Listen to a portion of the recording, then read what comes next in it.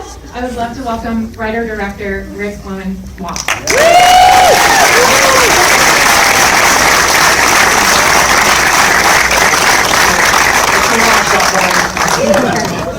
So, first of all, I want to say it's so great here to be with Film Independent at the LA Film Festival. Thank you guys for having us. And, you know, we had a great collaboration on this movie to be with Bold Films, Participant Media, Saban Films, and DirecTV. It was a great collaboration that I'm really lucky as a filmmaker how much they embraced the movie. But to give you a quick short intro and so we can get into the movie and see the Q&A after, to give you some insight, I made a movie called Felon, for those of you who saw it. I wanted to learn the prison system myself. So I became a volunteer parole agent, or volunteer with the California Department of Corrections and working with parole. And it was a way that I could get an unfiltered look at the system. Only my supervisor knew I was a filmmaker. Everybody else treated me as a rookie cop. And what was great is I saw the system works and all. And I never wanted to make a movie that was against the system. I just wanted to show what it was about, show you the controversies, create debate, hopefully entertain you at the same time. Those who saw Felon, you know that was insular to a man's survival inside prison. I wanted to make a companion piece to that movie, one that not only showed another man's journey through the same system, but when the pieces don't go back together again, when the system eats you alive, which is the majority. But not only when it eats you alive and you finally survive it, what's the cost of that journey? What is it like to be released back into society? Do the pieces go back together again in your life? Those are the questions that Shot Caller asks. Thank you.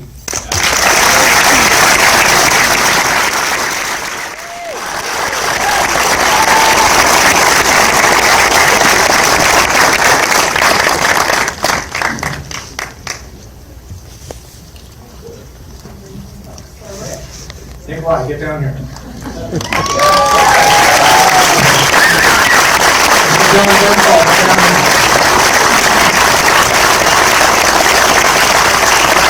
Jeffrey Donovan and Juan Pablo Raba.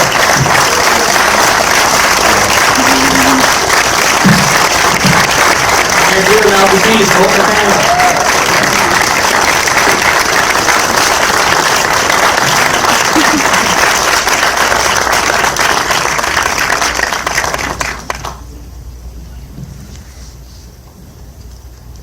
Our lovely late Belle, believe it or not, just gave birth a month ago. Showed up here for us tonight. We're really appreciative of her. So,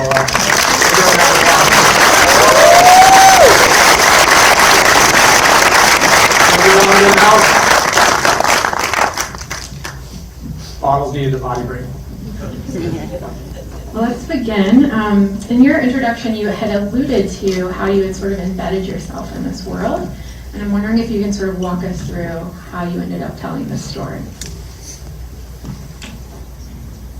It's a work of fiction and fictional characters, but hopefully it felt real. That's what we were after, is a real look at the system, warts and all, unbiased, so that we can walk you through what a character like Nikolaj plays would have to endure to go through the system.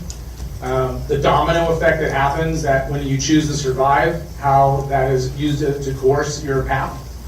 How you, as much as you try to hold on to your moral compass and your moral integrity, how they push your limits and it warps you whether you like it or not. And then what happens at the end of that journey. You know, I think that we have to look at the recidivism rate in this country and put part of it on the fact that when you put people an extended period of time into a violent microcosm like this, they are going to be altered. And then they come out and they no longer have the skill sets to operate in society. And they're operating by a different moral code. Not being sympathetic to criminals.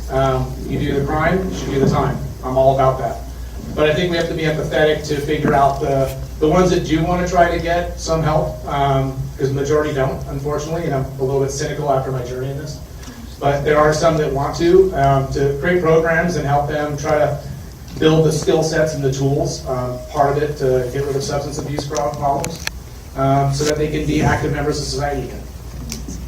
I'm curious how each of you prepared to sort of get into these roles, but also more specifically, what's sort of one of the most shocking things you learned as you were preparing?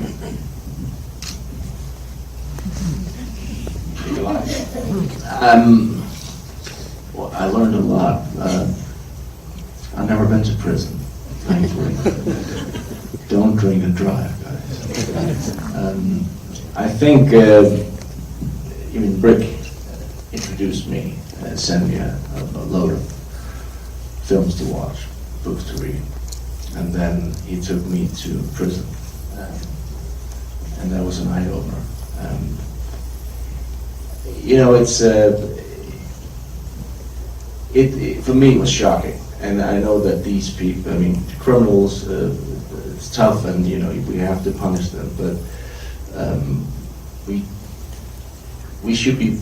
I think that's just my personal opinion. I think that what I saw was just human beings being treated like animals, and that's going to affect you if you do that for over years and years. If you're treated like that. And I think that's what happens. Of course, this is fiction. It's extreme what happens to this guy, but it's certainly based on reality. So that I learned. And gentlemen, how about yourself in terms of, I mean, I'm assuming none of us up here have been to prison, thankfully. How did you go about preparing for this, and what did you learn? You know, I think that one of the best things about this, the business is the people that you meet along the way. You know, it's my second movie with Rick. I like to call Rick a soldier of authenticity. He doesn't talk the talk, he walks the walk, and he dives in all the way, and he demands that of you if you're going to be a part of his films. And you know, one of the greatest gifts to me, again, is the people I've met along the way. And you know, in this room right now, there are people that I consider brothers of mine, family of mine, who have worked with me, who have really done what we under the umbrella of safety do on screen. You know, they did it in real life, and to meet folks like that, it's an unbelievable honor when they open up to you, and an unbelievable honor when they share with you, especially when it's life or death type situations. And I consider myself enormously grateful to have met those kinds of folks, and I think it's not about me now sharing with you what that was, but I'm enormously grateful to them, and I'm enormously grateful to Rick for being that kind of filmmaker, to demand that. Would you guys like to add anything? Yeah, you know, I guess what was fascinating to me about the white prison gangs in the California penal system is that, you know, they're a tiny fraction of the overall prison population. You know, the Aryan Brotherhood is something like 0.1%, you know what I mean? And yet they're responsible for, some would argue, up to 30% of the murders. And, you know, these guys distinguish themselves by being the most ruthless, the most brutal, the most dangerous guys in the entire prison system. And the more that I read about them, and the more that I tried to, because, you know, the Aryan Brotherhood started in the 1960s in San Quentin, and it was originally kind of designed to protect white inmates against attacks from inmates of other races, because they were always in the minority. But it evolved into this vast criminal syndicate that controls, you know, narcotics trafficking and inmate prostitution, murder for hire, all of these different criminal enterprises. And these guys that are in charge, the shot callers, if you will, are guys that are all serving life sentences without the possibility of parole. And yet they spend every waking hour of their day trying to devise strategies to maintain control over things that they never will actually really benefit from in their own personal lives. You know, they're locked up and the key has been thrown away. So there's no women, there's no freedom, there's just the knowledge that they're the guy calling the shots. It's all about the psychology. And that's what was really fascinating to me. Well, I'm the only non-white dude here. Do I say something, right? No? Yes? I'm an old lady. I feel immensely grateful, as you said, to share with this group of people, dedicated people, who, through the vision of Rick, wanted to bring this story. It's an important film. It's not only an action flick or a prison drama. It's a story that has to be told. Please tell people about this, because it's a system that is broken and it has to be fixed. Thank you. That sort of brings me to my next point. I see a lot of movies, more films than most people see in a lifetime. And one of the things that the staff here ended up talking about was this film over and over again. And I think that that came from a place of fear, because we're all just sort of an inch away from maybe getting into the system. And it seems like the answer is don't get in the system. And as we discussed, being able to make this evening a gala, we shine a bright light on our galas here, and it's a film that I think is so worthy of discussion. I'm wondering, from your perspective, what is the way out, and how, not saying that this film is overtly a call to action, but I did as much as I could do as a citizen, which is hopefully elevating it to a place of discussion. What does the average person, how can we engage in this? Again, I don't make films with my biased opinion. I just try to create debate and give you the controversy. I think that also what you said about our own actions. We live in a heinous world right now. There's a lot of debauchery. Read the newspaper. It's just crazy. And it gets so big on a macro level that we forget about the little things that we do. We forget about, I can have the 2 drinks. I live right around the corner. I'll just send this text real quick because I'll let them know I'm there. Forget the vehicle. There's all these other little things that we push the envelope and try to get away with, but we don't realize the consequences. And I think that if we as a society start being responsible unto ourselves, that hopefully that'll start the process right there. When it comes to prison reform, I'm not the guy to ask about that. Again, it's just about creating debate. I've seen it from the inside out. It's a necessary evil. It's not going to go away. I also think, I made a documentary called That Which I Love Destroys Me, about post-traumatic stress. And I think that PTSD... Which is amazing. You can watch it now online, I think. Yeah, For free. absolutely. You should do that. And,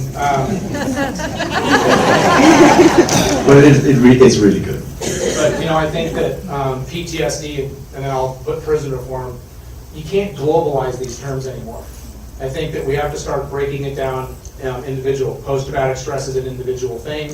There's so many factors that come involved into it, the experience, your history, your past, and I think that goes in prison reform as well. I think it's about the level of incarceration. Non-violent offenders versus violent offenders are completely 2 different things. You can't put prison reform and globalize it with that. I think so. You got to start being more specific and breaking it down. There's some great people doing great work. Scott Budnick and the Anti-Recidivism Coalition, who we're lucky to have kind of as a partner on this movie and backing it. It's the same thing they're trying to do. They're trying to make a difference of the guys that, men and women both, that are incarcerated, that do want to try to program out, meaning that they want to find substance abuse programs, find the things that give them the skill sets to get back out in society. I'm all for it, because it's going to help the recidivism rate slow down. But we're going to have violent offenders. We're going to have people that, as far as I'm concerned, lock the door, throw away the key. There are those people, but there's a significant amount of people that, and I wanted to create with this film, that they're human beings, and there's a humanity to it. I'll never forget, I took Nikolaj into an institution, and to him feel that energy and feel that tension, to smell it, to feel it, the heat that is involved in there. And we took him into the protective custody unit because active gang members and so forth, they're not going to talk to you. What is protective custody unit? Protective custody are where any gang members drop out of their gangs or leave gang life altogether, or people that need protective custody. Celebrities, so if you guys go to prison, you'll be PC, you'll be all right. Thank you. But it's a place where they get protection from the general population who could attack them for the things that they've done, or the things that they're no longer a part of. And so there was a very high-level gangster that had dropped out of his gang, and he was in protective custody. He agreed to sit down with Nick and I, and sat in the rec room area, and he talked for a half an hour openly about the things that he had done, what prison is like, the gladiator school that he was a part of, starting as a petty criminal and then learning to be an uber criminal in prison.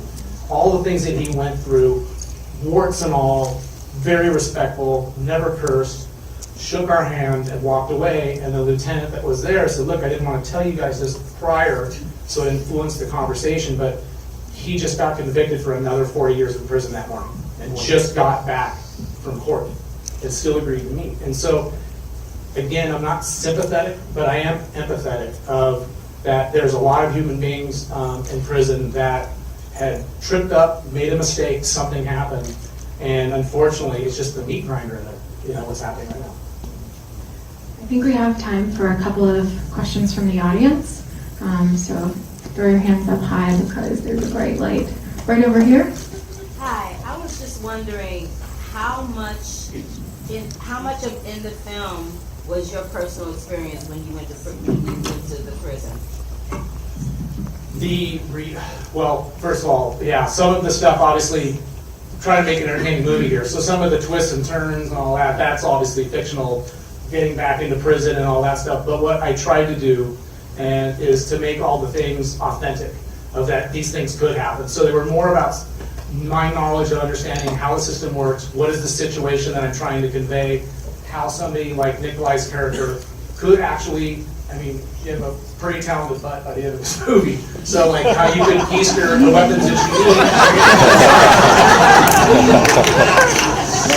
need. Your performance was incredible. Did you get that? Yeah. So it was more about learning the experiences that happened and things that I had heard about, or how things are done, and then using my own spin on them. Seeing hands up there in the back corner. Yep. Hi, what were the greatest challenges and rewards in filming a subject matter this, I guess, intense and serious?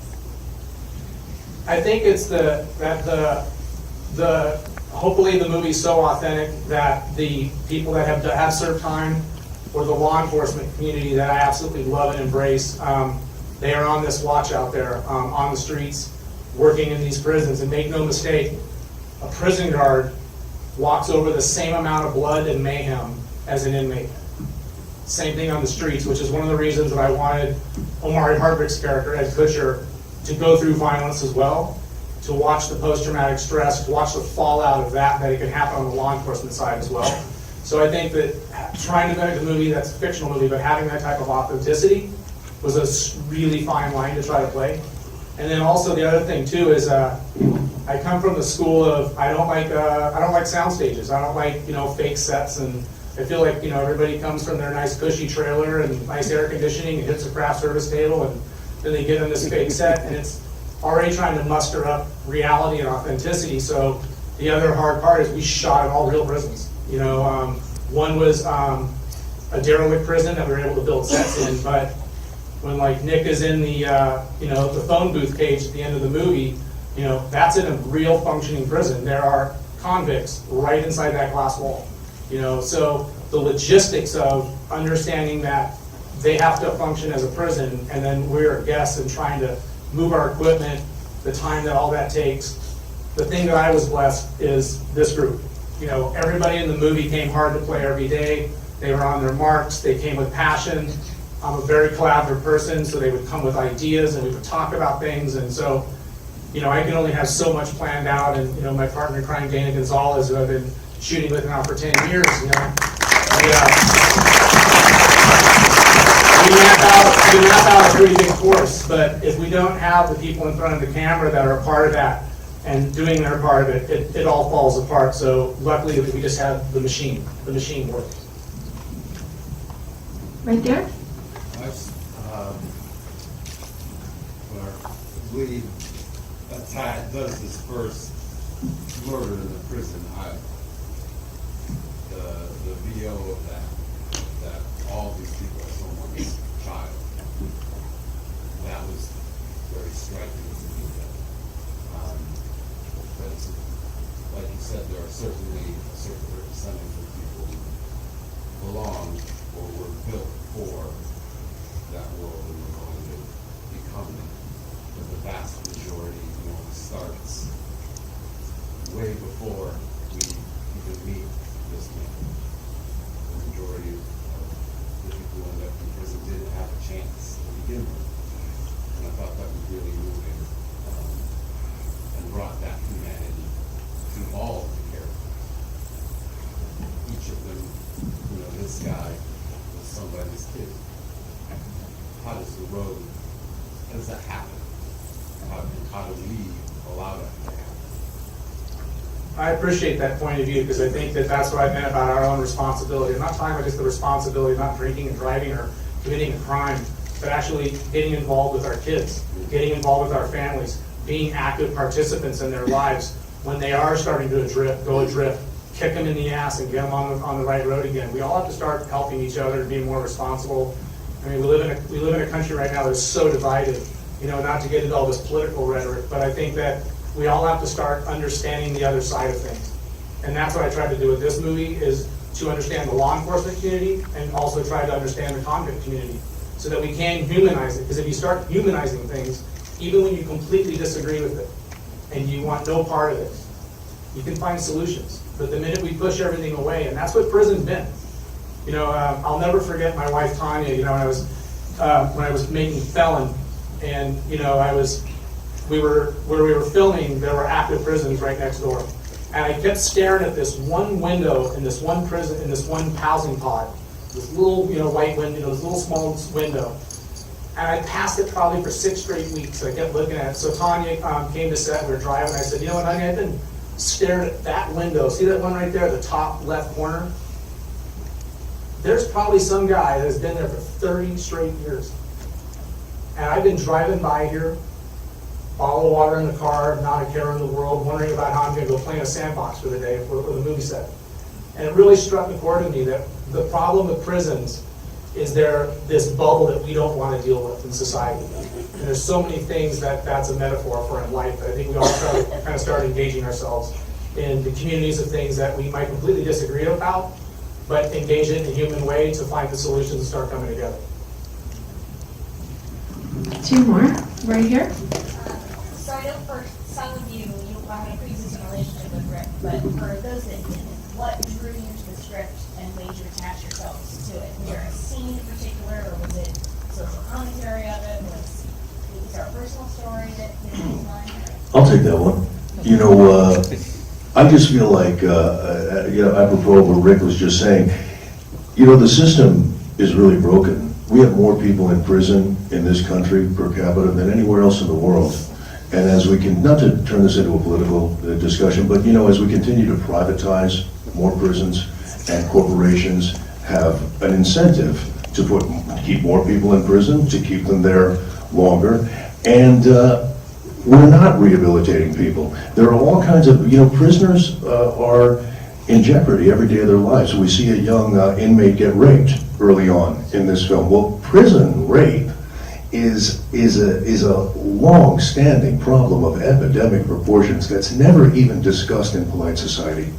It's the kind of thing that we don't even talk about. It's as though it's a problem. Well, you know, hey man, you got sent to prison, you did something wrong, you know. So you know, I just think that one of the things that really attracted me to this script, and you know, obviously, you know, Rick has an encyclopedic knowledge of this world, and the script was so meticulously researched and so well written. But it was because I was really taken by the fact that Nikolaj's character was a guy that I could definitely relate to and identify with, and you know what I mean? He's living his life, and all of a sudden, look at these series of events that brings him into a place where he has to make choices that none of us would ever have to make. And that's what I found really compelling. That's why I wanted to do it.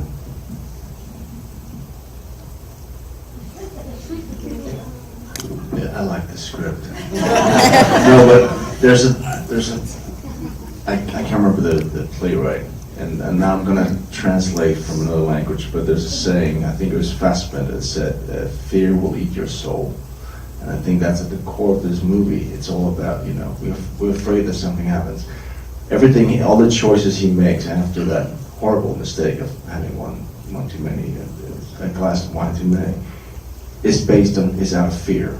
And everyone in prison inside, everyone's afraid, 24/7. It's just a world of fear. And to go back to what you said, I think that's very true.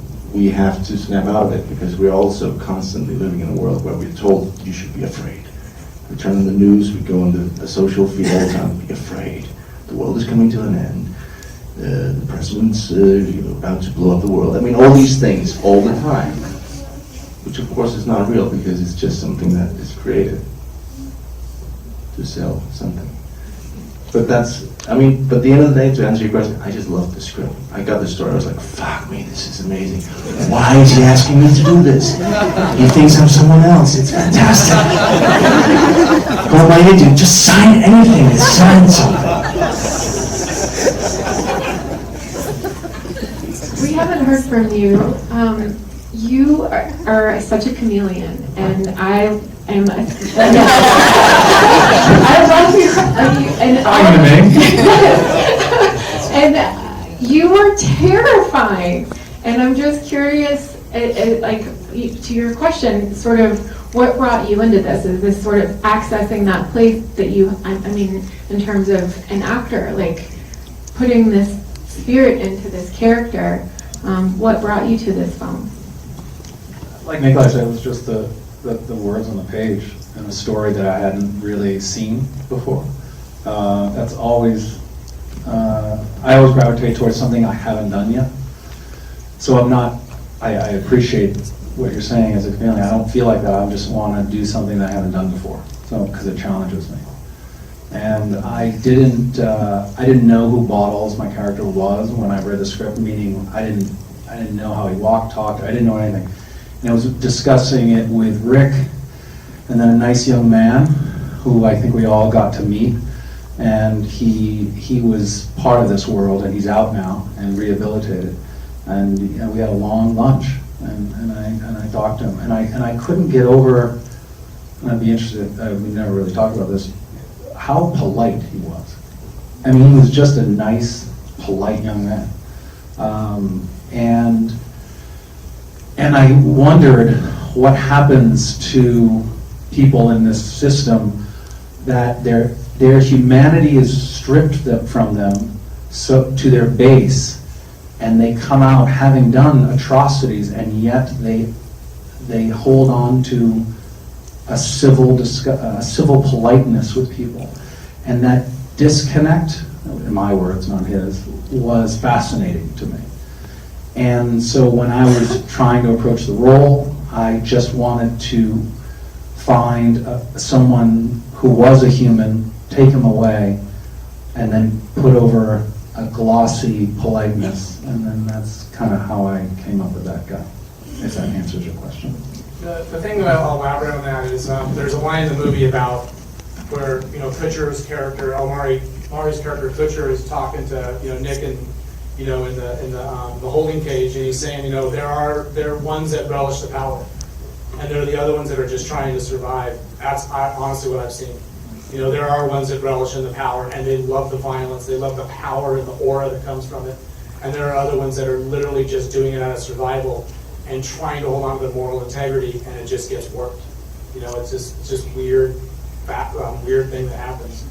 Well, and then the tattoos, they wear these marks, so even if they do get out, there's this sort of, there's the overcoming of, I'm never taking my shirt off again, or having to wear the brand of something that they've used to survive within. There are so many different layers of how they're supposed to sort of reacclimate, and like the fact that the tools aren't there, I think is something that you really elaborated on. It's that, but it's also the flip of that is that there have to be willing participants that want to reprogram, that want to rehabilitate, and that's where family members become a part of it. To help somebody get back on the right track when they hit society, and not let them just try to do it themselves, or to say, well, Johnny did 8 years, but you know what, we'll just put Johnny back in the street, we'll help him, we'll just give him a job, pound nails for a living. It's not that simple. It's so much more psychology and mental thing goes to it. So family support is so vital, and friend support, unfortunately the person he's talking about was rehabilitated, but he's about to do a tremendous amount of time again because he fell off and started using again and committed a crime, non-violent, doesn't matter. He pleads no contest, and he's going to go away for a very long time. So no, it's hard. It's very hard. He had a loving mother too that tried, but people have to be willing participants in that part as well. And I think we have one last question before we have to wrap this up. I don't see any hands. Over here. Okay, right there. To Nikolaj and all the rest of the actors, what was your process for this movie? Was it different than how you've been in other movies or television shows before? Did it feel different? Did you all get together, or did you guys have like your silent time? How did that, how was your process? I didn't have time for the silent time.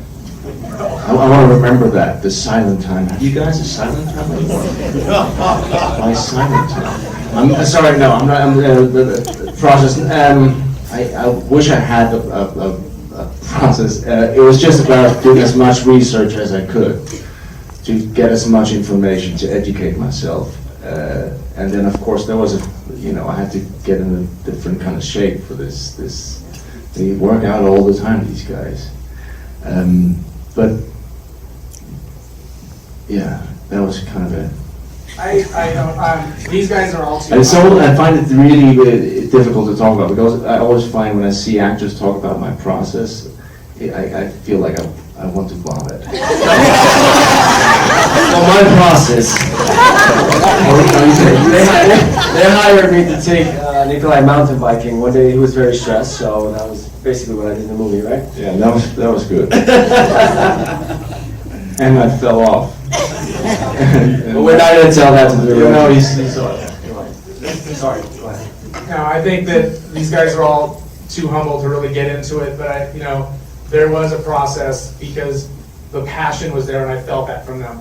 That they all were committed to the roles that they were playing, doing the research, meeting with the real people, asking the right questions, and we were on a lightning fast schedule. I mean, an absolute blitzkrieg schedule to. How many days? We shot this movie in 24 days. Like, I don't know how many locations. It was crazy. I will say something very cool about working with you, is that no matter how many ideas we brought, we just came with all this thing we wanted to do, and he just had 2 words for us every day: bring it. You're like, oh shit, okay. I guess talking is over. Well, Nick said, I said bring it to Nick, and then I remember our last rehearsal day, he was looking at the call sheet, he's like, real talking, he's like so excited, we're gonna be starting to film on Monday morning, and he's like, I was looking at the call sheet, and I was like, oh my god, this is so cool, we're gonna do this scene, and then we're gonna do this scene, and that, and oh, and that one, and that one, and oh, and that's lunch, oh, and then we're gonna do this. And he would do it, he was such a chameleon, and he would just, I just said, I'm gonna have to go out of continuity. He's like, don't worry about it. And I felt that. I felt so much trust with this entire cast that I knew that they came prepared every day, and I didn't have to worry about them. That was very comforting. Wonderful. Do you have anything else you'd like to add before we wrap up? Let's go drink. No, one thing. Just because this has been a long road, and there was a saying, because this is an independent movie. Just to get this going, it was pushed back a couple of times, and Rick had this saying, which is just brilliant, and which was very true. He said, every time we lost a location, an actor fell out, a distributor went bankrupt, and all these things. It was always, we're going to trade up. We're going to trade up. But to make a movie like this takes real commitment, real passion. I've never met anyone like you. It's just amazing. And yeah, give a big round.